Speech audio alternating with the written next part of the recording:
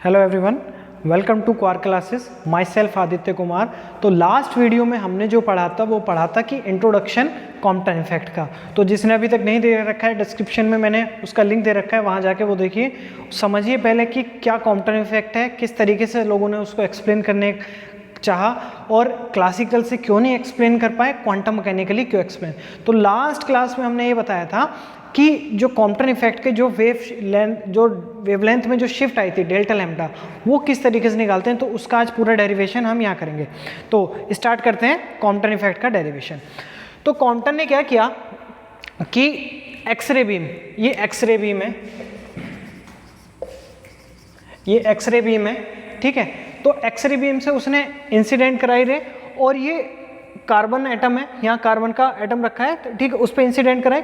तो इंसिडेंट होने के बाद एक जो फोटोन है वो इधर स्कैटर्ड हुआ और इलेक्ट्रॉन रिकॉइल इधर हुआ, ठीक। तो इसने यहाँ क्या देखा कि वेवलेंथ कुछ तो हमें मॉडिफाइड वेवलेंथ मिली, कुछ अनमॉडिफाइड वेवलेंथ मिली। जो मॉडिफाइड वेवलेंथ थी वो ज़्यादा थी और अनमॉडिफाइड इंसिडेंट के बराबर थी।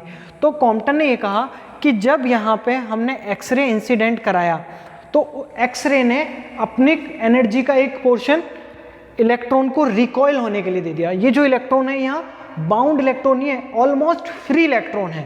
तो जब ये फ्री इलेक्ट्रॉन है तो इसको हल्की सी एनर्जी मिली और ये इस डायरेक्शन में रिकॉइल हो गया फाई एंगल से, और फोटोन जो है वो थीटा एंगल से इस डायरेक्शन में स्कैटर्ड हो गया।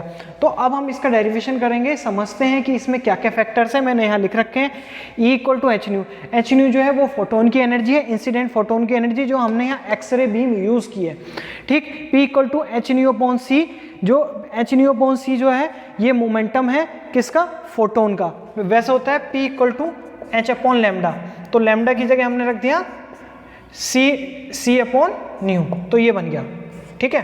तो इससे कोई कंफ्यूजन की नहीं होना चाहिए। ये हमारा टारगेटेड इलेक्ट्रॉन है, तो स्कैटर्ड होकर जो फोटोन गया इधर उसकी energy E equal to H nu dash हो गई, और जो मोमेंटम हुआ उसका P equal to H nu dash upon C हो गया।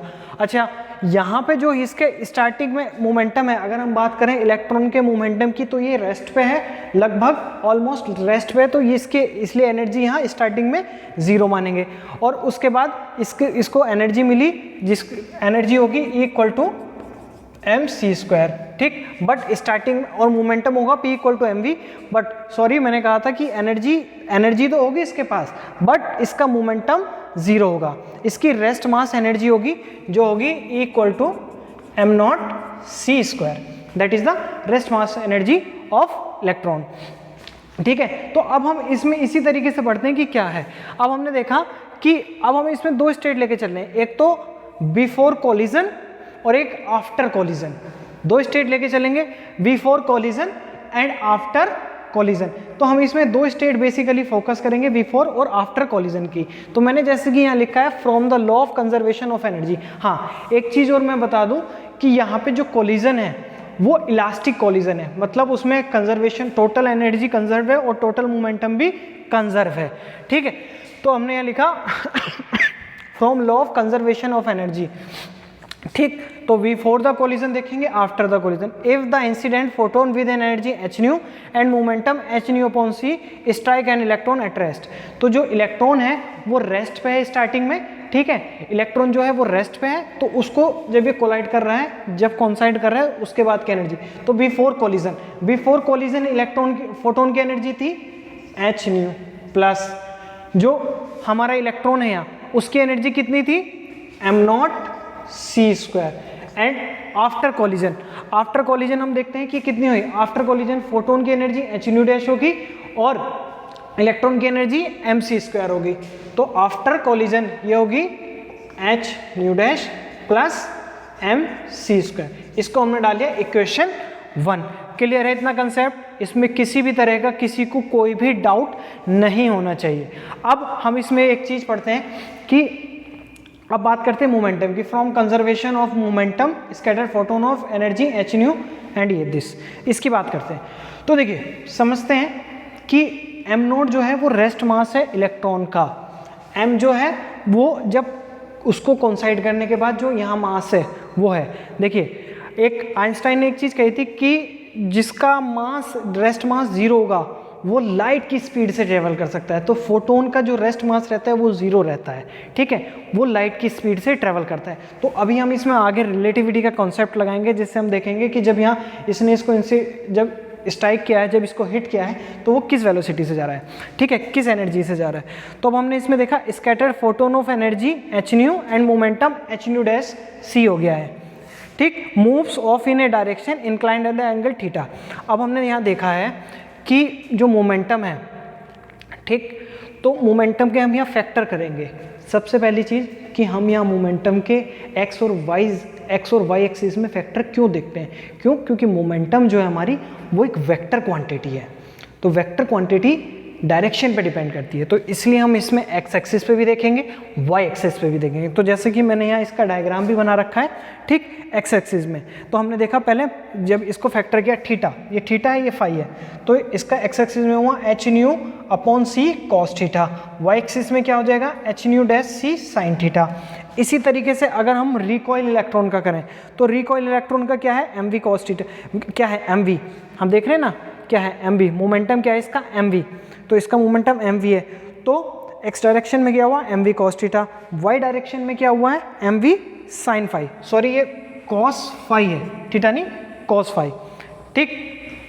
mv क्या है, फोटोन का मोमेंटम, सॉरी इलेक्ट्रॉन का momentum, h nu dash c क्या है, फोटोन का मोमेंटम। तो हम x डायरेक्शन में लिखेंगे, x डायरेक्शन में कितना है, स्टार्टिंग में बिफोर द कोलिजन है h new upon c plus 0। भाई इलेक्ट्रॉन तो लगभग रेस्ट पे है, ठीक, तो इसलिए इसका कोई भी मोमेंटम नहीं होगा बिफोर द कोलिजन। अब आफ्टर कोलिजन हम देखते हैं कि इसका मोमेंटम कितना हुआ। आफ्टर कोलिजन हम देखते हैं कि कितना आया, h nu dash c cos theta plus, ये तो फोटोन का हो गया, और इलेक्ट्रॉन का कितना आया mv cos फाई, ठीक, एक इक्वेशन ये बन गई, दैट इज इक्वेशन 2। अब ये तो x डायरेक्शन में हो गया। अब इसी तरीके से y डायरेक्शन में देखते हैं, y डायरेक्शन, ठीक, y डायरेक्शन स्टार्टिंग में कुछ है नहीं है, y डायरेक्शन में इधर कुछ नहीं है, तो स्टार्टिंग में क्या हुआ 0 इक्वल टू, यहाँ क्या आ गया। अब हम देखते हैं y डायरेक्शन में, तो ये हो गया h nu c sine theta, h nu dash upon c sine theta minus h nu dash c sine phi, ये इक्वेशन 3 होगी, ठीक। अब हम इस इक्वेशन को रीअरेंज करें, ठीक है, इस इक्वेशन को रीअरेंज करेंगे और इनमें इन सारी इक्वेशन से कैलकुलेशन करेंगे, फिर देखते हैं किस तरीके से होता है। चलिए, तो जैसे कि मैंने बताया था कि इक्वेशन आई, इक्वेशन 1 थी हमारी h nu plus M not C square equal to h nu dash plus M not C, और दूसरी ये थी। तीसरी इक्वेशन में वहाँ पे एक गलती हो गई थी कि वहाँ पे मैंने लिख दिया था h nu dash C sine phi, लेकिन जो मोमेंटम है, जो इलेक्ट्रॉन का मोमेंटम है वो mv है, ठीक है, mv साइन फाई, ठीक है, क्योंकि y एक्सिस में है इसलिए साइन फाई लिया माइनस।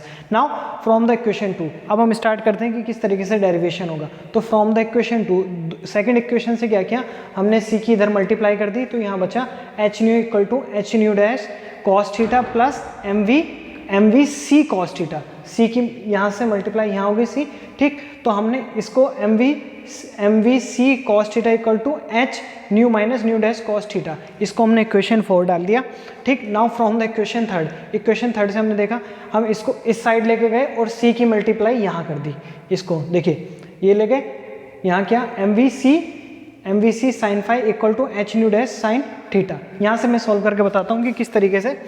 तो यहाँ पे इसको ले गया h nu dash c sine theta equal to mv sine phi, इस c की मल्टीप्लाई इधर कर दी, तो ये हो गया mv c साइन फाई। तो यही सारी चीज़ हमने यहाँ लिखी है, mv c sine phi equal to h nu dash sine theta, that is called equation 5। Now अब हमने क्या किया कि देखिए हमें क्या समझ में आ रहा है कि यहाँ अगर हम इन दोनों को स्क्वायर कर दें तो ये क्वांटिटी साइन फाई और कोस फाई तो हट जाएंगे। तो 4 और 5 का दोनों का स्क्वायर किया, तो हमने यहाँ देखा जब इसका स्क्वायर करेंगे इसका स्क्वायर, और ये राइट हैंड साइड में इसके ये है, ठीक है। इसका स्क्वायर करेंगे होल स्क्वायर इसका, और इसका होल स्क्वायर करके ये आया। तो अब हमने देखा कि जब यहाँ से एम वी सी हमने M V square C square common ले लिया, तो अंदर बचा cos square 5 plus sine square 5। Cos square 5 sine square 5 की वैल्यू 1 होती है, तो हमने यहाँ 1 लिख दी। अब इस पूरे का हम होल स्क्वायर ओपन करेंगे, तो एच स्क्वायर यहाँ देखेंगे new dash new square plus nu dash square cos theta minus 2 nu dash cos theta plus H nu dash sine square theta. ठीक है, तो अब हमने यहाँ क्या किया कि यहाँ भी हमें पता है कोस स्क्वायर थीटा है, यहाँ साइन स्क्वायर थीटा है। ठीक, तो हमने यहाँ से ये कॉमन ले लिया, H square nu dash square bracket. ठीक, तो यहाँ भी H square nu square dash square है, और यहाँ भी H square nu dash square है, तो ये क्वांटिटी भी 1 होगी। तो ये इक्वेशन हमारी होगी 6, दैट इज कॉल्ड इक्वेशन 6। ये 6 इक्वेशन हमारी होगी। चलिए अब प्रोसीड करते हैं। नाउ फ्रॉम द इक्वेशन 1, इस पहली इक्वेशन से अब हमने किया। ठीक, अब हमने क्या किया कि इसको इधर ही छोड़ दिया, बाकी सारा पोर्शन दूसरी साइड ले गए। तो M C square equal to H nu minus nu dash. देखिए इससे हमने यहाँ लिखा, ये क्या बचा, H nu plus M not C square minus H nu dash equal to M C square. तो हमने एम सी स्क्वायर लिख लिया और यहाँ से एच कॉमन ले लिया, तो ये बचा nu minus nu dash plus M not C square, इसको हमने कहा ए। ठीक, नाउ अब हमने ए की इक्वेशन जो ए है उसको स्क्वायर कर दिया, तो ये हो गया एम स्क्वायर सी की पावर 4 और इस पूरे का whole square H bracket nu minus nu dash plus M not C square का होल स्क्वायर इक्वल टू ये हो गया। अब हमने इसका होल स्क्वायर ओपन किया, तो पहले इसका करेंगे H square nu minus nu dash का whole square plus M nought square C की पावर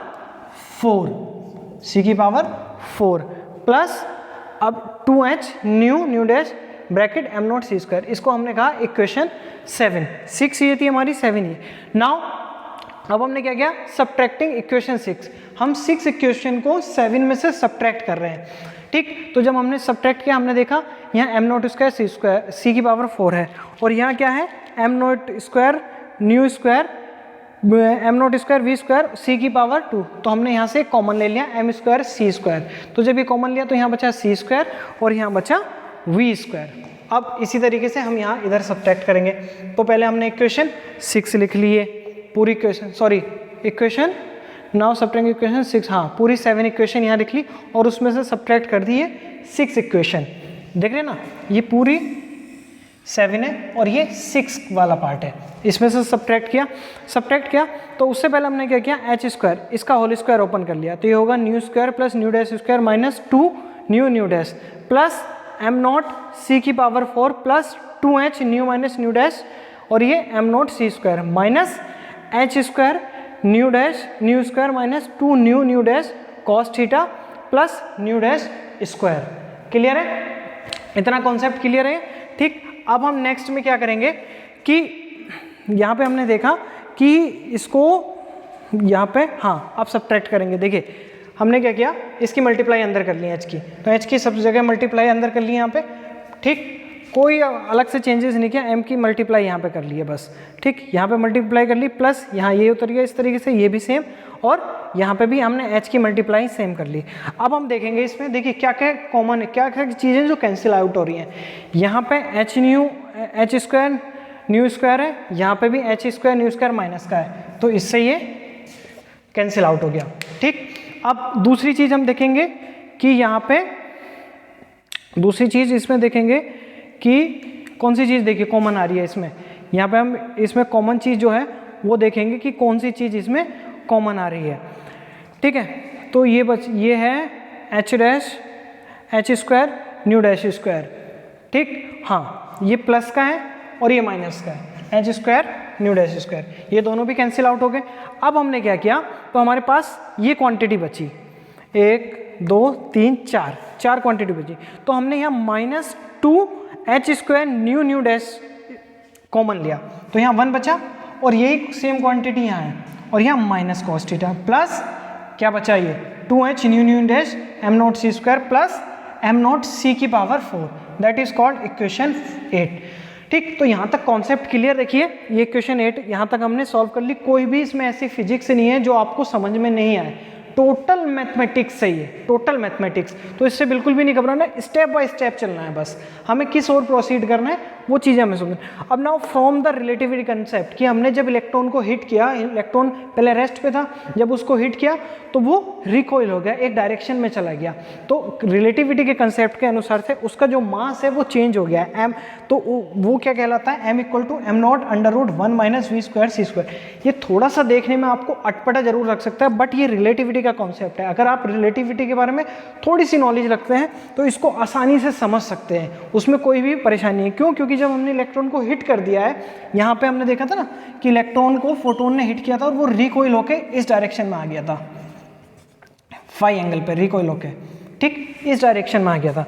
तो जब अब आप सपोज कीजिए कि v जो है वो c के बराबर हो जाए, तो आप देख रहे हैं कि जो मास होगा वो इनफाइनाइट हो जाएगा, बहुत ज़्यादा हो जाएगा। तो ये रिलेटिविटी का कॉन्सेप्ट है। अब हमने क्या किया, दोनों ओर स्क्वायरिंग कर दी, m स्क्वायर और यहाँ पे भी स्क्वायर करके ये होगा 1 minus V square C square.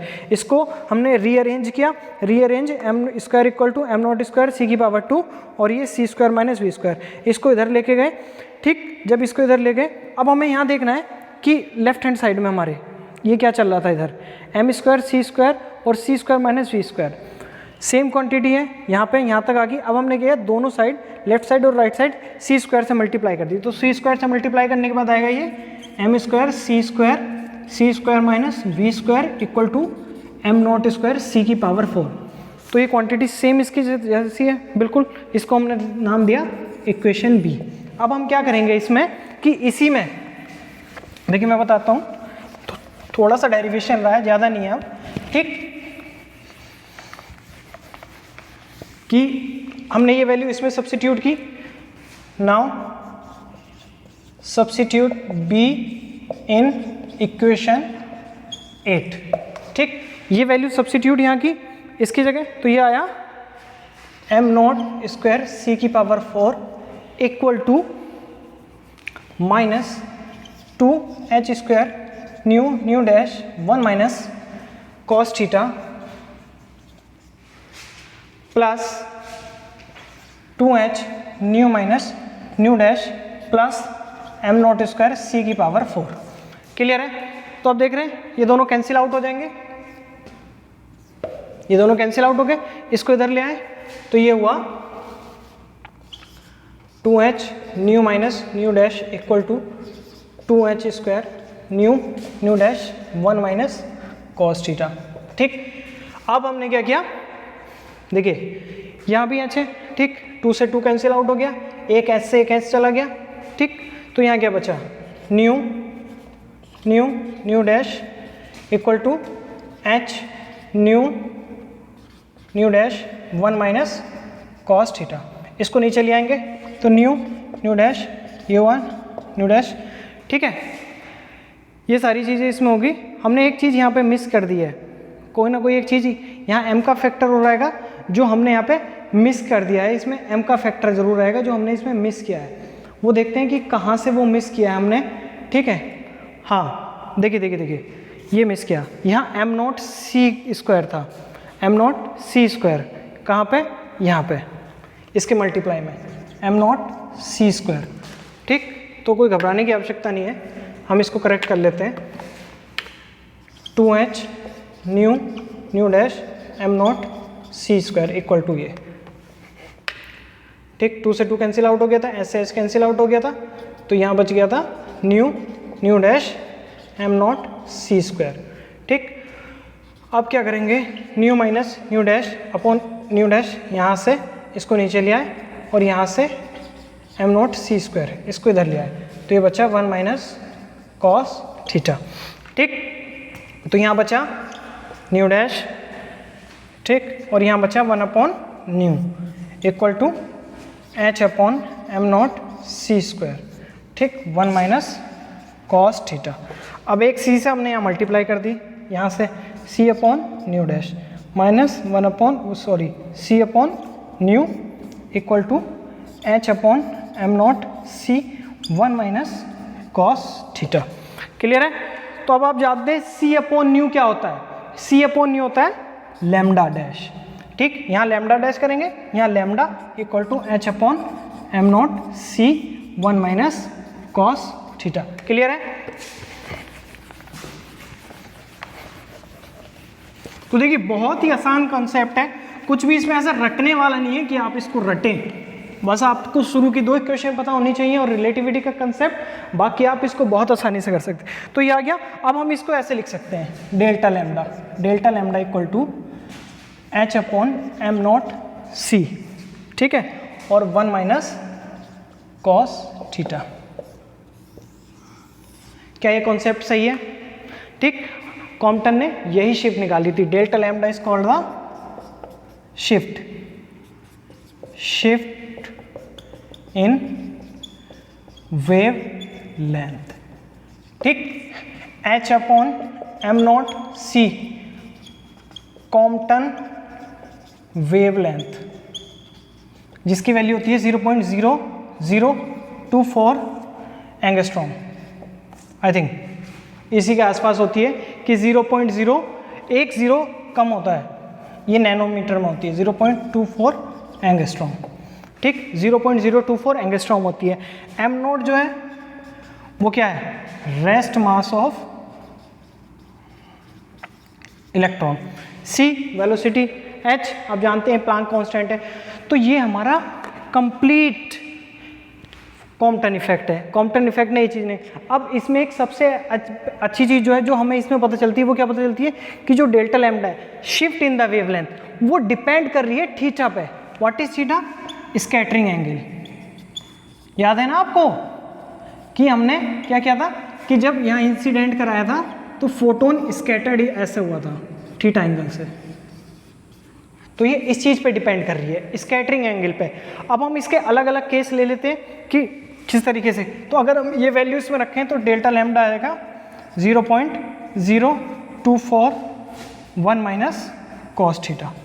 तो ये हमारा फाइनल रिजल्ट है। ठीक है, अब हम इसमें एक चीज़ और समझेंगे, एक चीज़ और पढ़ेंगे कि जो हम बात कर रहे थे कि मॉडिफाइड अनमॉडिफाइड। ठीक, अगर अनमॉडिफाइड भी होगी तो कितनी अनमॉडिफाइड होगी, वो भी हम इसमें चीज़ें पढ़ते हैं अभी कि किस तरीके से अनमॉडिफाइड होगी। देखिए ध्यान रखिएगा इस इक्वेशन को जरूर, मैं रफ कर रहा हूँ।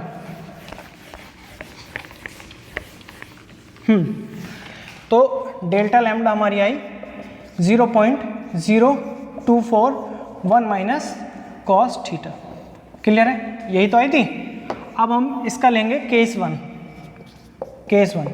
If theta equal to 0, theta जो एंगल है वो 0, तो कॉस थीटा की वैल्यू क्या हो जाएगी? 1। 0 के लिए 1 होगी। तो delta lambda equal to 0.024 1 minus 1 यानी कि 0। That is called unmodified. ठीक, तो एक ग्राफ खींचते हैं हम जिसमें हम बताते चलेंगे। ठीक, ये इंटेंसिटी है और ये वेवलेंथ होगी।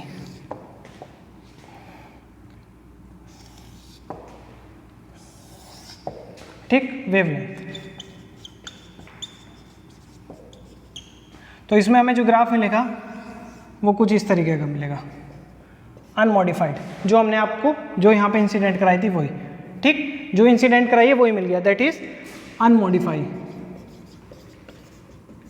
भाई समझ रहे हैं ना अनमॉडिफाई कैसे है? डेल्टा लैम्डा इक्वल टू 0 यानी कि lambda dash equal to lambda. Same आगे केस सेकेंड में लिखते हैं इफ थीटा इक्वल टू 90, तो कोस थीटा कितना हो जाएगा? 0। तो वो delta lambda equal to 0.0241 minus 0, delta lambda equal to 0.024। That is the shift in the wavelength, that is modified। ठीक है, इसका ग्राफ कैसे बनेगा? इसका ग्राफ बनेगा कुछ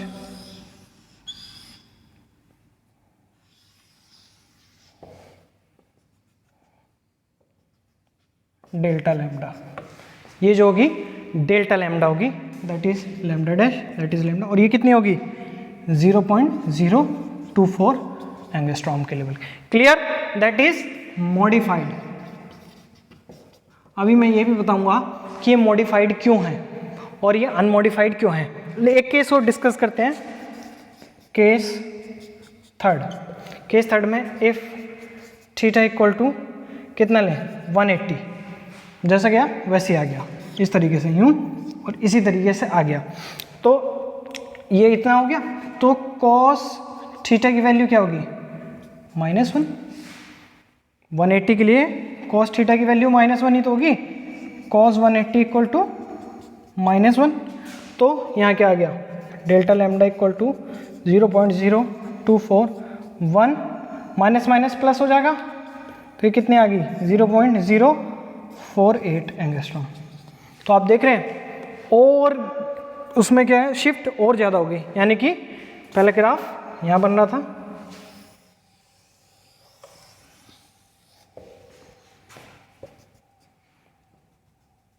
ये delta lambda 0.048 angstrom, delta lambda, ये लैम्डा हो जाएगी, ये लैम्डा डैश हो जाएगी। क्लियर है कंसेप्ट? तो ये भी मॉडिफाइड है, ये भी मॉडिफाइड है और ये अनमॉडिफाइड है। यहाँ पे आपको समझ में आ गया होगा कि किस तरीके से कॉन्सेप्ट हमने क्लियर किया। और सबसे पहली चीज़, एक चीज़ जो इसमें मैं बताना चाहता हूँ कि वो अनमॉडिफाइड और मॉडिफाइड का क्या रीज़न है। ये तो ठीक है, हमने मैथमेटिक्स से पता चल गया कि हमारा इतना मॉडिफाइड अनमॉडिफाइड।